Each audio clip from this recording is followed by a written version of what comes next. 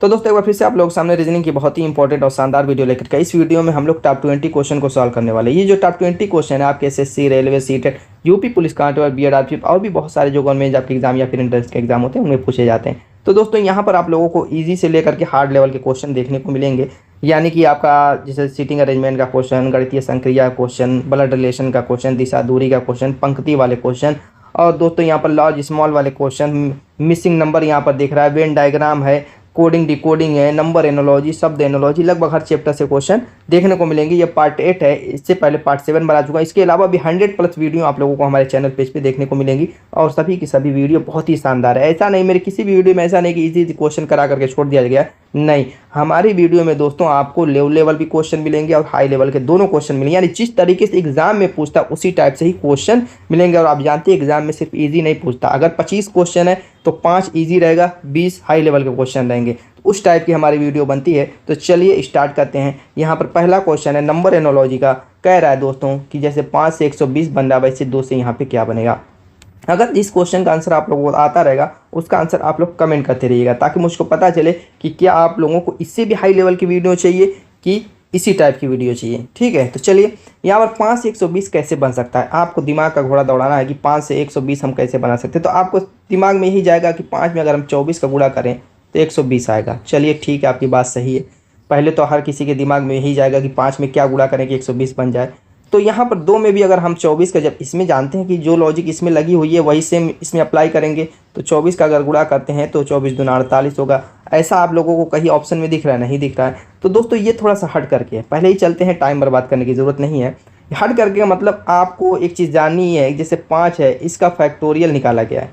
5 का फैक्टोरियल देखिए, फैक्टोरियल का चिन्ह एक तो ऐसा होता है अल्प विराम जैसा, एक तो एल जैसा होता है, ऐसा भी रहेगा तब भी कहेंगे कि 5 फैक्टोरियल। बुक में आपको दोनों टाइप के चिन्ह मिलेंगे। ठीक है, तो यहाँ पर ज़्यादातर आजकल ट्रेंड में ये वाला चिन्ह है। तो 5 फैक्टोरियल का मान होता है जो जिसका भी फैक्टोरियल का मतलब यही होता है जो संख्या दी हुई है उसी को हम घटते हुए क्रम में 1 तक लिख दें। जैसे 5 4 3 2 1, इस तरीके से गुणे के रूप में घटते हुए क्रम में 1 तक लिख दें। अब इनका गुणा कर लीजिए, 5 को 20 3 60 दूना 120। देखिए 120 आया 5 के बदले। अब वही काम यहाँ पर फैक्टोरियल 2 बना देना है, फैक्टोरियल 2 बना देना है। तो इसका मतलब हुआ 2 लिखेंगे और उसके बाद 1, इसमें 2 ही संख्या आएगी, 2 के बाद 1, उसके बाद कुछ है नहीं। तो घटते हुए क्रम में हमें क्रमागत घटते हुए क्रम में चलना रहता है। ठीक है, जहाँ पर दे दिया 6 दे दिया तो 6 5 4 3 2 1 गुणे के रूप में चलते रहेंगे। अब चलिए 2 एकन्ने 2 हो गया, यही आपका आंसर हो गया। ऑप्शन देखिए B is the right answer. Clear, चलिए नेक्स्ट देखते हैं। तो यहाँ पर एक नई चीज़ आपको फैक्टोरियल भी सीखने को मिली।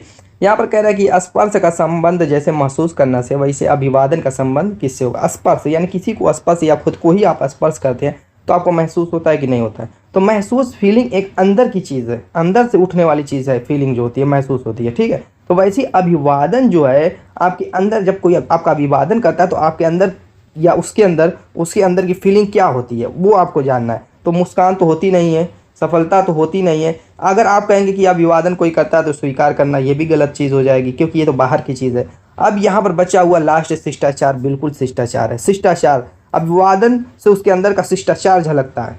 बात समझ में आ गई? Option D is the right answer. तो आप लोग किस पे टिक लगाए आप लोग चेक कर लीजिएगा। नेक्स्ट कह रहा है कि विषम शब्द चुनिए। कार्निया है, रेटिना है, पुतली है, दृष्टि है। तो आप लोगों ने अगर बायोलॉजी क्लास 10 बहुत ज़्यादा दूर जाने की जरूरत नहीं, बायोलॉजी अगर कक्षा 10 में पढ़ी होगी क्लास 10 में, तो वहाँ पे आपने आई के बारे में, आँख के बारे में तो पढ़ा ही होगा, छोटा मोटा, बहुत बड़ा नहीं है। तो उसमें सारे पार्ट आँख के जो होते हैं उनके बारे में भी आपने जाना होगा। तो वही दिया हुआ है, देखिए कार्निया आँख का पार्ट है, रेटिना आँख का पार्ट है, पुतली आँख का हिस्सा है। ये सारी चीज़ें तीनों की तीनों आँख का हिस्सा है, लेकिन दृष्टि आँख का हिस्सा नहीं होता। दृष्टि कहते हैं जो ये दिखाई देने वाला बाहर का हिस्सा है जहाँ तक जाती है वो दृष्टि होती है। दृष्टि आप समझ रहे हैं? तो ये आपका विषम शब्द हो गया क्योंकि ये आँख का हिस्सा नहीं होता है।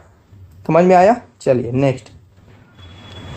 यहाँ पर दोस्तों मिसिंग अल्फ़ाबेट, मिसिंग संख्या, देखिए कितना लंबा लंबा दिया हुआ है। यहाँ पर ध्यान दीजिए, XC13WD ये पूरा एक जोड़ा बन रहा है। WA15TG ये पूरा एक जोड़ा, RI17QJ ये पूरा, यानी पूरा उतना जोड़ा हमें देखिए ऑप्शन में निकालना है। सबसे पहले तो आपको ऑप्शन की तरफ भी सभी क्वेश्चन में ऑप्शन की तरफ नज़र होनी चाहिए। क्यों होनी चाहिए? कहीं कहीं आप लोगों को कम मेहनत करनी पड़ जाएगी, आपको टाइम बच जाएगा। जैसे सब में 19 बीच वाला दिया हुआ है, सब में 19 बीच वाला दिया हुआ है, तो हमें संख्या का प्रॉब्लम खत्म हो चुका है। देखिए यहाँ पर 13 से 15 बन रहा है, 15 से 17, वैसे भी देखेंगे 13 15 17 2 2 की वृद्धि हो रही है तो 19 ही आएगा लास्ट में। चलिए अब क्या करेंगे, एक एक जोड़ा उठाएंगे। यहाँ पर देखिए XC उठाएंगे, ठीक, इसका पहला वाला उठाएंगे UF उठाएंगे और इसका पहला वाला उठाएंगे RI उठाएंगे। अब यहाँ पर अगर आप ध्यान देंगे, दो चीज़ें आपको जानना है, A to Z 1 से लेकर 26 तक संख्या याद होनी चाहिए और इनका उल्टा याद होना चाहिए। A का Z, B का आपका Y होता है, C का X होता है, इस तरीके से याद होना है।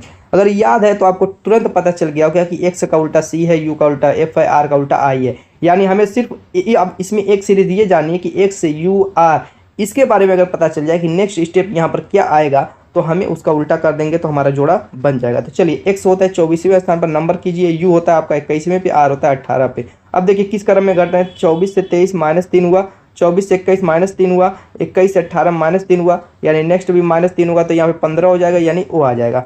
हमारा मिल चुका है O। अब O का उल्टा क्या होता है, L होता है। OL 19, इतनी चीज़ें हमें हमारे नॉलेज में हो चुकी है। अब क्या करेंगे, इसका जो है लास्ट वाला लेंगे WD TG और QJ। क्या, WD TG एंड QJ। इसमें क्या करेंगे, इसमें भी उल्टा ही दिया हुआ है, W का D दिया हुआ, T का G दिया हुआ, Q का J दिया हुआ, तो हमें सिर्फ इसको निकालना है, WTQ वाले को। तो W होता है 23वें स्थान पर, T होता है 20वें स्थान पर और Q होता है 17वें। यहाँ पर भी देखिए -3 हो रहा है सब में, तो यहाँ पर -3 करेंगे तो दोस्तों कितना हो जाएगा, 17 में से तो आप कहेंगे 14 हो जाएगा। 14वें स्थान पर N होता है और N का उल्टा होता है M। तो हमारा क्या मिल गया दोस्तों, OL 90NM। अब देखिए ये कहाँ पर है, OL 90NM, option 2 is the right answer. Clear. Next कह रहा है कि बच्चों की एक कतार में मोनालिसा का क्रमांक ऊपर से 27वां। कह रहा है कि एक बच्चों की कतार है और मोनालिसा का ऊपर से जो स्थान है कौन सा है, 27वां है। ऊपर से 27वां स्थान है तथा नीचे से 91वां है। नीचे से ये तो कम बन गया, चलिए आप समझ लीजिएगा, हालांकि 91 वाली लाइन लंबी होनी चाहिए थी, कोई बात नहीं, आप समझदार है, समझ जाएगा। नीचे से 91वां है और यहाँ से ऊपर से 27वां है, नीचे से 91वां है। कह रहा है कि बताएं कि इस कतार में कुल कितने बच्चे हैं। ठीक है, तो कुछ करना नहीं है दोस्तों, कुछ भी, एकदम इसका इजी तरीका बता दूं, जहाँ पर भी नीचे ऊपर से दिया रहे दोनों को जोड़ दीजिए, दोनों को जोड़ दीजिए, 78 आएगा, बस एक घटा दीजिए। क्यों एक घटाएंगे, क्योंकि ये नीचे से 91 ऊपर से 27वां, दोनों क्या है, 2 बार वो जो जिस उसकी पोजीशन खुद ब खुद वो 2 बार काउंट हो जाती है, तो उसको एक बार काउंट करने के लिए हम एक को घटा देंगे तो आपका 77 आ जाएगा। ऐसे ही आपको भी करना है, कभी भी ऐसा क्वेश्चन आपके सामने आ गया तो दोनों को जोड़ना है, नीचे ऊपर वाले, या दाएं बाएं से भी दे सकता है पोजीशन, दाएं बाएं से भी देगा कि इधर से 15वां है, यहाँ इधर से 27वां है, दाएं से 27वां है, बाएं से 15वां है, तो कितने बच्चे हैं, तो दोनों को जोड़ना है और एक घटा देना। 77 आ चुका है, option 1 is the right answer. इसलिए मैं बता दूं, आप कहेंगे दाएं बाएं से दे दिया तो उसमें आप कंफ्यूज ना कर जाएं। चलिए नेक्स्ट देखते हैं। कोडिंग डिकोडिंग का कह रहा है कि यदि कैट को DDY लिखा जाता है तो बी को क्या लिखा जाएगा उसी सांकेतिक भाषा में। जैसे कैट को किसी सांकेतिक भाषा में क्या लिखा है, DDY, तो हमें नंबरिंग यहाँ पर भी कर देनी है। C का 3 होता है, A का 1 होता है, T का 20 होता है, ऐसे D का 4 होता है, D का 4 होता है, Y का 25 होता है, तो C की जगह क्या बना है 4, यानी यहाँ पे +1 हो रहा है। और इसी तरह A की जगह भी D 4 बना हुआ है, यहाँ पर +3 हो रहा है। ऐसे ही T की जगह आप देखिए तो 20 से 25 यानी +5 हो रहा है, यानी पहले में +1 +3 +5 इस क्रम में आगे बढ़े, यानी दोनों 2 का अंतर दिख रहा है। देखिए 1 से 3, 3 से 5, यानी कह सकते हैं क्रमागत विषम संख्याएं बढ़ रही हैं। चलिए वही काम बिग में भी करते हैं, BIG, तो B होता है दूसरे पे, I होता है 9वें पे, G होता है 7 पे। तो पहले में हम +1 करेंगे, जैसे उसमें +1 हुआ 3 हो गया C। दूसरे में +3 करेंगे, जैसे इसमें +3 हुआ तो 9 3 12 हो गया L। तीसरे में +5 करेंगे, जैसे उसमें +5 हुआ तो 7 5 12, ये भी हो गया L, यानी आ गया CLL। ऑप्शन देखिए कौन सा, option 3 is the right answer. Clear. Next यहाँ पर दोस्तों ब्लड रिलेशन का क्वेश्चन दिख रहा है। कह रहा है कि एक फोटो में एक स्त्री की ओर इंगित करते हुए एक आदमी कहता है, जैसे मान लीजिए एक फोटो है यहाँ पर, ठीक है, इसमें कोई स्त्री है, स्त्री का फोटो है और उसको दिखा करके एक आदमी कह रहा है कि जो ये स्त्री है, क्या है, ये स्त्री है, ठीक है, ये स्त्री जो है इसकी तरफ इशारा करते हुए एक आदमी कह रहा है, एक आदमी कह रहा है उस स्त्री की तरफ, फोटो वाली स्त्री की तरफ इशारा करते हुए कि यह मेरी पत्नी के, यानी कि आदमी के पत्नी के। ऐसे ही आपको कड़ियाँ जोड़ना है, कड़ियाँ जुड़े रहेंगे तो रिलेशन निकालना बहुत ही ईजी हो जाएगा, अभी आपको समझ में आ जाएगा। कह रहा है कि यह मेरी पत्नी के इकलौते बेटे के, ये जो मेरी पत्नी है इसका इकलौता एक बेटा है, ठीक है, बेटे के पिता की, अब इसका एक पिता है, बेटे का पिता की, ये क्या है, औरत, माता है, क्या है, ये औरत माता है। तो अब एक बात बताइए, इस आदमी की ये पत्नी है तो पत्नी का बेटा क्या इस आदमी का बेटा नहीं लगेगा, यहाँ पर कोई दिक्कत। अब जो उस बेटा का पिता होगा तो क्या ये आदमी खुद वही पिता नहीं होगा? कोई दिक्कत? चलिए आगे क्वेश्चन क्या कह रहा है कि फोटो वाली स्त्री का उस आदमी से क्या संबंध है, यानी इन दोनों का संबंध पूछ रहा है। यानी फोटो वाली स्त्री इस आदमी की क्या लगेगी? ऐसे सोचिए, ये फोटो वाली स्त्री इस आदमी की क्या लगेगी? जब ये पिता ये खुद आदमी है और इस पिता की ये माता है फोटो वाली औरत, तो इस आदमी की माता ही ना हुई? इस आदमी की ये औरत क्या हुई? माता ही ना हुई? क्या दिक्कत? हो गया काम, काम खत्म। ऑप्शन देखिए माँ 1 is the right answer. Next, कड़िया जोड़ने से बहुत इजी हो जाता है दोस्तों ब्लड रिलेशन का क्वेश्चन, सारे कंफ्यूजन खत्म हो जाएंगे। ये दिशा दूरी का थोड़ा सा नॉलेज ले लेते हैं। दाईं साइड पूरब होता है, बाईं साइड पश्चिम होता है, नीचे दक्षिण होता है, ऊपर उत्तर होता है। अब ये जो बीच की दिशा, उत्तर पूरब के बीच की दिशा को उत्तर पूरब कहते हैं, दक्षिण पूरब के बीच की दिशा को दक्षिण पूरब, ऐसे ही दक्षिण पश्चिम के बीच की दिशा को दक्षिण पश्चिम, ऐसे उत्तर पश्चिम के बीच की दिशा को उत्तर पश्चिम कहा जाता है। ये 8 दिशाएं इस तरीके से होती हैं और इन्हीं पे ही पूरा दिशा दूरी खत्म हो जाता है और कुछ है नहीं इसमें। ठीक है, तो कुछ बच्चों को मुश्किल लगता होगा, मैं तरीका बता रहा हूँ, ऐसे करेंगे कभी भी मुश्किल नहीं लगेगा, धड़ाधड़ सेकंडों में सॉल्व कर लेंगे। चलिए क्वेश्चन पढ़ते हैं। कह रहा है कि एक लड़की अपने घर से चलना शुरू करती है, पहले वो 30 मीटर उस उत्तर पश्चिम दिशा में चलती है। तो हम क्या करेंगे, अगर आपको उत्तर पश्चिम डायरेक्ट बनाने में दिक्कत हो रही है तो ऐसे कर लीजिए खाका, मान लीजिए 20 पॉइंट में उसका घर है, तो ये पहले क्या कर रही है, 30 मीटर उत्तर पश्चिम, ये उत्तर पश्चिम है तो यहाँ पर 30 मीटर चलती है और फिर वो 30 मीटर दक्षिण पश्चिम दिशा में चलती है। अब कह रहा है कि 30 मीटर, अब क्या कीजिए कि यहाँ पर मिड पॉइंट बना लीजिए। ठीक है, अब दक्षिण पश्चिम दिशा में चलाना है तो अब इधर चला दीजिए। वो भी कितना चल रही है, 30 मीटर। इस बात का ध्यान दीजिएगा, ये 30 मीटर है तो ये 30 मीटर है, तो उस हिसाब से ये दूरियाँ आपस में इक्वल होनी चाहिए, ऐसा उसे। तो इस तरीके से दिशा का हमें नॉलेज रहेगा। अगर देखिए दाएं उत्तर पूरब की बात करता है, दक्षिण की बात करता है तो डायरेक्ट ऊपर नीचे दाएं बाएं कर सकते थे, लेकिन यहाँ पर दोनों दिशाओं की बात करता है, बीच वाली, तो इस तरीके से आप बनाएंगे तो कोई दिक्कत नहीं होगी। अब यहाँ पर भी आप क्या कीजिए, वही खाका बना दीजिए। अब उससे क्या होगा कि आगे भी मुझको उसी टाइप का लग रहा है, क्योंकि कह रहा है कि इसके बाद वह 30 मीटर दक्षिण पूर्व दिशा में चलती है। क्या कह रहा है, 30 मीटर दक्षिण पूर्व दिशा कौन सी है, ये वाली है। यहाँ पर भी 30 मीटर चल रही है, यानी ये दिशा और ये दिशा आमने सामने की, ये भी इक्वल हो गई, सारी दिशाएं बराबर चल रहा है। आगे कह रहा है अंत में वो अपने घर की ओर मुड़ती है। अब यहाँ पर थी तो घर की तरफ मुड़ेगी तो इधर मुड़ेगी, घर उधर ही है। पहले देखिए स्टार्टिंग पॉइंट कहाँ से था, यहीं से था, तो घर यहीं पे है। तो कह रहा है अंत में अपने घर की ओर मुड़ती है, वह किस दिशा में चल रही है, तो ये दिशा पूछ रहा है कि कौन सी है। तो ये दिशा आपकी कौन सी होगी, ये वाली दिशा होगी, ये वाली दिशा होगी। तो ये दिशा कौन सी है बताइए, ये दिशा आपकी उत्तर पूर्व होगी कि नहीं, ये पूरब है, ये उत्तर है, तो बीच वाली दिशा उत्तर पूर्व होगी। तो आप सोचेंगे कि ये तो इस वाले खाना में थी, तो उस हिसाब से तो दक्षिण और जो है पश्चिम होना चाहिए। कैसे दोस्तों, ये दिशा देखिए डायरेक्शन किधर है एरो का, ये डायरेक्शन दक्षिण पूर्व पश्चिम के लिए डायरेक्शन नीचे की तरफ ऐसे होना चाहिए, लेकिन ये ऊपर की तरफ भाग रहा है तो उत्तर पूर्व उधर दिशा होगी। ठीक है, इन सारी बातों का हमें ध्यान देना है। तो उत्तर पूर्व देखिए option 3 is the right answer. चलिए नेक्स्ट देखते हैं। तो दोस्तों नेक्स्ट हमारा क्वेश्चन देखिए, घड़ी का क्वेश्चन है। कह रहा है यदि किसी घड़ी में 7:35 हो रहे हैं तो इस स्थिति में घंटे और मिनट की सुई के बीच के कोण की माप क्या होगी। 7:35 हो रहा है, ठीक है, तो यानी यहाँ पर मान लीजिए 7 है और यहाँ पे 8 है, तो यहाँ पर मिड पॉइंट मान लेते घड़ी का बीच वाला हिस्सा। तो ये आपकी मिनट वाली सुई कहाँ होगी, पूरा 7 पर होगी और घंटे वाली सुई थोड़ा सा आगे होगी। 7:35 होगा तो यानी 7-8 के लगभग बीच में होगी या थोड़ा सा ज़्यादा हो जाएगी। तो ये एंगल पूछ रहा है, यानी कि ये जो है ये एंगल बन रहा है, ये 7 है और ये 8 है, ये घंटे वाली सुई हो गई और ये मिनट वाली। तो ये जो एंगल बन रहा है, ये बीच वाला पोर्सन, ये थीटा वाला, इसी को पूछ रहा है कि इसकी माप क्या होगी। तो कैसे निकालेंगे, यहाँ पर 1 घंटा भी पूरा नहीं हो रहा है, तो यहाँ पर सारा खेल मिनट का है।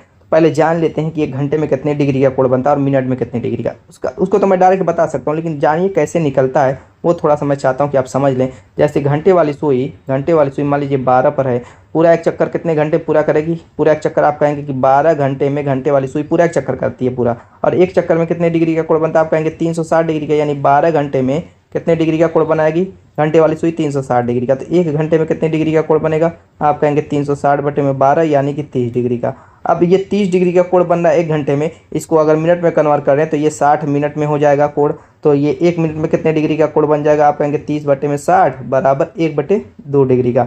आपको पता चल गया 1 घंटे में आपका 30 डिग्री का कोण बनता है और 1 मिनट में आधा डिग्री का कोण बनता है। बस इतना ही इसमें जानना था और ये मैटर अभी खत्म हो जाएगा कोण वाला। अब यहाँ पर देखिए, चूंकि अगर घंटे की बात होती, अगर कहता कि मतलब 7 और 8 बजे के बीच पूरा 1 घंटा रहता, जैसे 7 और 8 बजे के बीच कह रहा कि 7:35 कह रहा, अगर ऐसे क्वेश्चन कहता कि 9:15 बजे, 9:15 देख लीजिए 9:15, तो 9:15 अगर होता तो मान लीजिए कि घंटे वाली सुई 9 पर होती, मिनट वाली सुई यहाँ पर होती 3 पर, तो इस स्थिति में एंगल ये बनता। ठीक है, इस स्थिति में जो एंगल बनता उसका मान कैसे निकालेंगे, तो उसके लिए मान लीजिए कि 3 से 1 घंटा 2 घंटा, ये 3 घंटा हो गया, और 1 2 यहाँ पर 3 3 6 घंटा का अंतर है, दोनों सुइयों में 6 घंटे का अंतर है। तो 1 घंटे में 30 डिग्री का बनता है, तो 6 घंटे में 6 3 18 यानी 180 डिग्री का बनता। लेकिन दोस्तों अब यहाँ पर सवा पर आएगी, यानी 15 मिनट का जो डिफरेंस निकल रहा है उसी का मैटर होगा। तो वो मिनट वाले कोड से इसको हम घटा करके बढ़ा करके पूरा करते हैं। तो जानते हैं अब यहाँ पर तो घंटे वाला मैं समझाने की कोशिश कर रहा था, घंटे वाला मैटर उसमें शामिल है। तो लेकिन यहाँ पर अगर आप देखते हैं तो दोस्तों यहाँ पर मिनट ही का मैटर है, क्योंकि पूरा घंटा क्रॉस नहीं कर रही है। दोनों के बीच का एंगल देखिए, पूरा 1 घंटा भी क्रॉस नहीं कर रही है, सिर्फ 35 मिनट का मामला चल रहा है। तो इस कंडीशन में हम क्या करेंगे, सिर्फ जो है मिनट वाला, यानी 1 मिनट में जब 1/2 डिग्री का कोण बन रहा है तो 35 मिनट में कितने डिग्री का कोण बनेगा वही हम निकाल लेंगे। क्लियर है? तो काट दीजिए, तो कटेगा तो 7.5 डिग्री आएगा, यानी 17 से 1/2 डिग्री। बस यही दोस्तों आपका आंसर हो जाएगा। घंटे वाला कोई मैटर नहीं है, घंटे वाला रहेगा। अगर खाना क्रॉस कर गया तो पूरा वो 1 घंटा लेंगे, प्लस जितना मिनट रहेगा उसको हम 1/2 से मतलब मल्टीप्लाई करके वो जोड़ देंगे।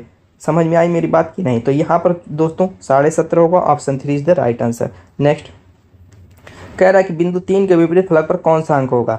तो यहाँ पर सबसे पहले हम चेक करेंगे कि कौन सा पासा, सामान्य पासा है कि मानक पासा। तो उसके लिए हम जोड़ेंगे, जैसे जोड़ते हैं 4 3 7 7 हो गया, 2 फलकों का योग। तो ये मानक पासा हो ही नहीं सकता, सामान्य पासा होगा। सामान्य पासा का रूल ये कहता है कि जो कॉमन है उसको पहले ढूंढिए। तो 3 कॉमन है दोनों में, वहीं से क्लॉकवाइज इसको घुमा दीजिए। क्लॉकवाइज घुमाएंगे वैसे ही लिखिए, 3 पर गए, फिर 4 पर गए, फिर 6 पर गए। ऐसे इसको घुमाएंगे, 3 पर गए, फिर 5 पर गए, 3 पर गए, 5 पर गए, फिर 2 पर गए। ठीक है, और इसको राउंड फिगर ऐसे दिखा दीजिए। अब यहाँ पर चूंकि 3 के विपरीत पूछ रहा हो, 3 में तो 3 आ गया, ये तो मामला गड़बड़ा रहा है। बाकी देखिए ना किसके विपरीत कौन है, जैसे 6 के विपरीत 2 है, 6 के विपरीत 2 है, 6 के विपरीत 2 है, और 4 के विपरीत 5 है, 4 के विपरीत 5 है। बाकी 3 के विपरीत कौन आएगा, 3 के विपरीत 3 आ रहा है, लेकिन 3 तो होगा नहीं, तो कौन होगा। तो बाकी नंबर देखिए कौन सा बचा हुआ है। अगर 6 फलक है तो 6 ही नंबर होंगे, 1 2 3 4 5। तो एक तो कहीं नहीं दिख रहा है, तो इसका मतलब 3 के विपरीत 1 ही रहा होगा, तभी तो वो नहीं दिख रहा है। 6 के विपरीत 2 जा रहा है, 4 के विपरीत 5 जा रहा है, तो 3 के विपरीत हर हाल में 1 ही रहेगा। तो option 1 is the right answer. Best तरीका ये भी है। चलिए देखते हैं दोस्त अगला क्वेश्चन। यहाँ पर कह रहा है दोस्तों 8 जनवरी 2004 को बृहस्पतिवार था, तो 8 जनवरी 2005 को कौन सा दिन होगा। देखिए 8 जनवरी क्या कह रहा है, 8 जनवरी 2004 से 8 जनवरी 2005 में जा रहा है। अब यहाँ पर ध्यान दीजिए, महीना और डेट सेम है, सिर्फ साल क्या है, अंतर है। और इसको कह रहा है बृहस्पतिवार है। क्या कह रहा है, बृहस्पतिवार है।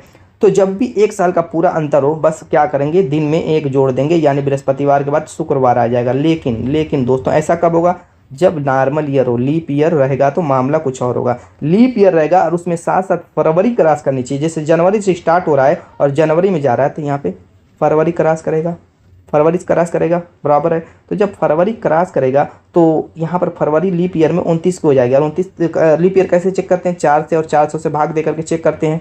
तो यहाँ पर क्या होगा, बृहस्पतिवार में उस कंडीशन में हम 2 जोड़ेंगे, तो शुक्रवार की जगह क्या हो जाएगा, शनिवार हो जाएगा। और यहाँ पर 2004 क्या है, लीप ईयर है, तो लीप ईयर में 2 जोड़ेंगे और उसमें फरवरी क्रॉस करनी चाहिए। और दोस्तों नॉर्मल ईयर में 1 जोड़ेंगे। बस यही आपका रूल है इसका, और कुछ है नहीं। तो ऑप्शन हुआ, देखिए option 1 is the right answer. चलिए चलते हैं अपने नेक्स्ट क्वेश्चन की तरफ। अगला क्वेश्चन देखिए दोस्तों, सीटिंग अरेंजमेंट का क्वेश्चन है।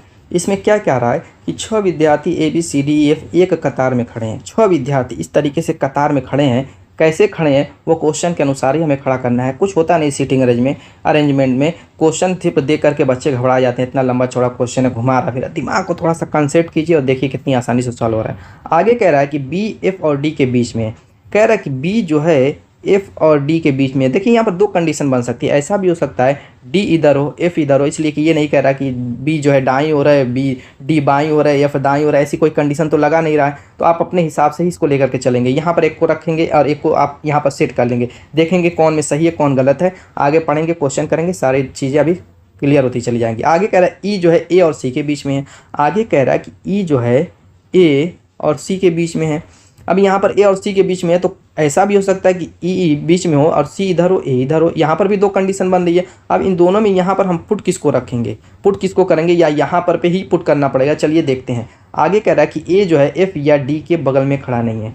कह रहा है कि A जो है, ये A जो है, यहाँ पर जो A है, A यहाँ पर रखिए, यहाँ ये वाला है देखिए। कह रहा है F एफ या डी के बगल में खड़ा नहीं है। अगर हम सी ई ए को उठाएं, जैसे सी ई ए को यहाँ पर रखें, तो इस कंडीशन में ए जो है ना डी के बगल में खड़ा होगा ना एफ के बगल में खड़ा होगा। चलिए बात तो सही है, यहाँ पर सेट हो रहा है। लेकिन आगे देखिए क्या कह रहा है कि सी डी के बगल में भी खड़ा नहीं है। अब ये कह रहा है कि सी डी के बगल में भी खड़ा नहीं है, तो ये तो फेल हो गया। अब क्या करेंगे, अब ऊपर वाले को उठाएंगे, ऊपर वाले उठा करके उसको ए ई सी को इस साइड रख देंगे। जब इस साइड रखेंगे तो ये वाला तो काम खत्म हो गया, ये तो फेल मार गया।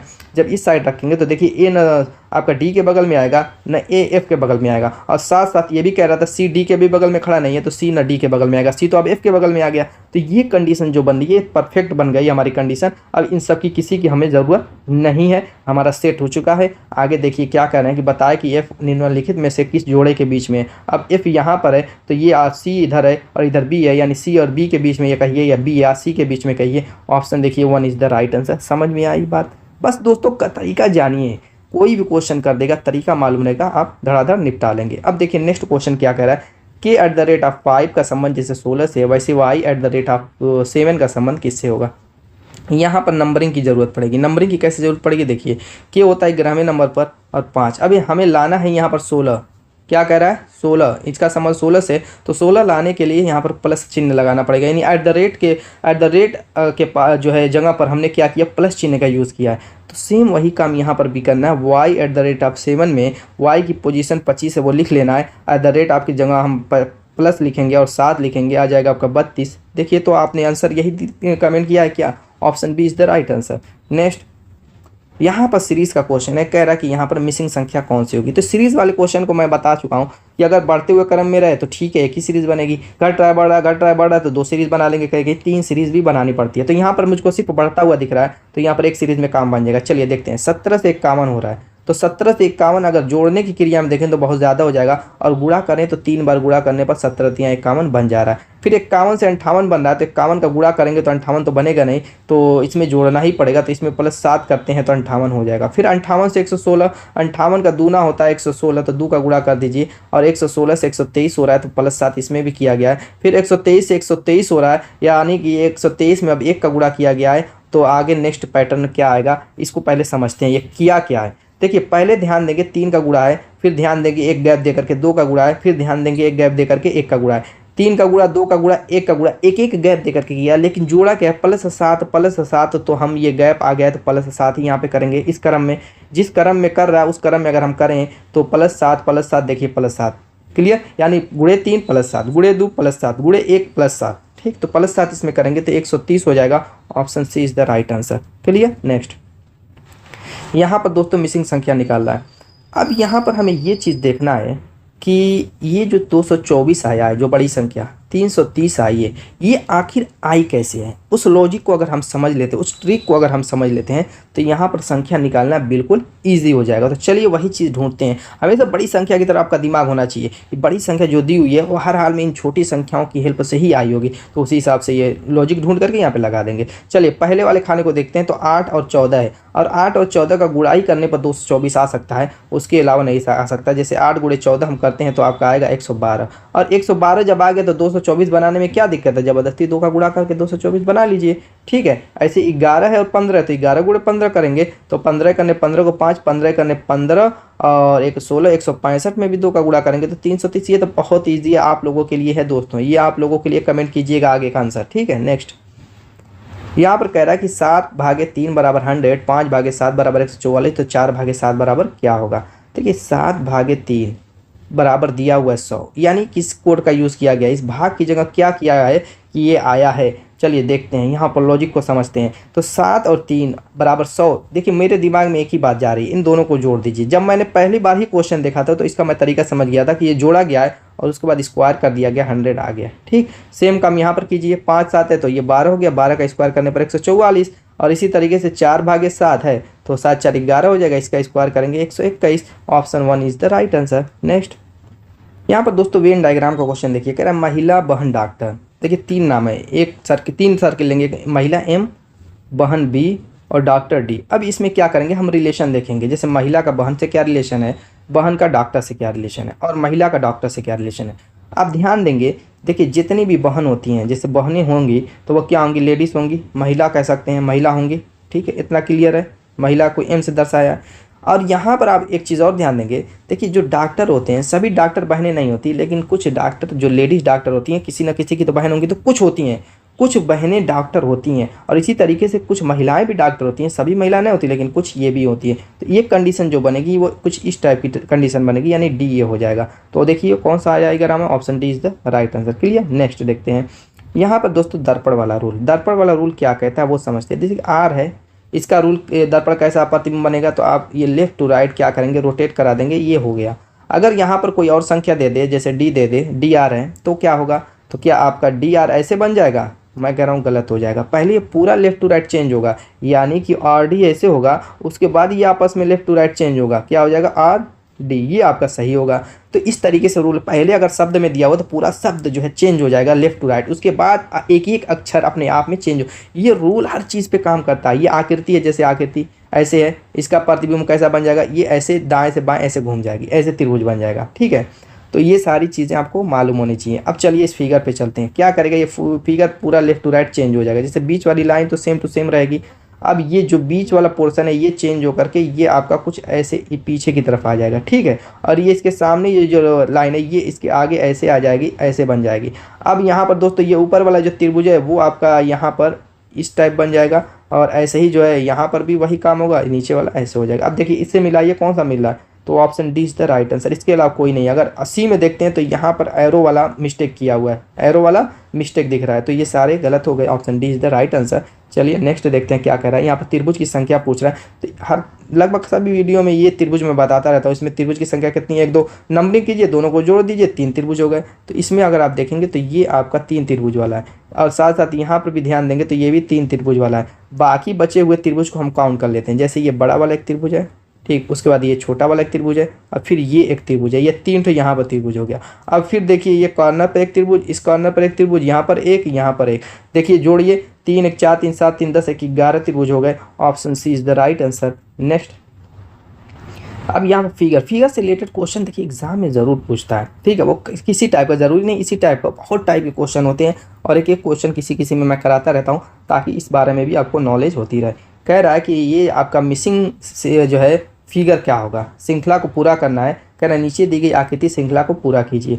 तो इसके पैटर्न को भी हमें समझना है। ये पहले देखेंगे ऊपर 4 सर्किल है, नीचे 3 त्रिभुज है। ठीक है, इस तरीके से फिर आगे देखेंगे ये 4 सर्किल तो है लेकिन एक सर्किल आगे बढ़ गया है, यानी पीछे से यहाँ से त्रिभुज वाला हिस्सा धक्का दे रहा है, तो ये एक स्थान आगे बढ़ गया। ठीक इसी तरीके से फिर धक्का दिया तो अब ये 2 स्थान आगे बढ़ गया। इसी तरीके से धक्का देगा तो हमारा 3 स्थान आगे बढ़ जाएगा, यानी त्रिभुज क्या होगा, पूरी इस सीधी लाइन में आ जाएगा, और यहाँ पे एक सर्किल हो जाएगा, और ये सर्किल पूरा इस तरीके से हो जाएगा। अब इस तरीके का जो भी फिगर है, बल्कि बी देखिए ऑप्शन बिल्कुल सही है। तो दोस्तों उम्मीद है कि वीडियो पसंद आई होगी। मिलेंगे शानदार धमाकेदार टिके साथ में नेक्स्ट वीडियो में, तब तक के लिए बाय बाय।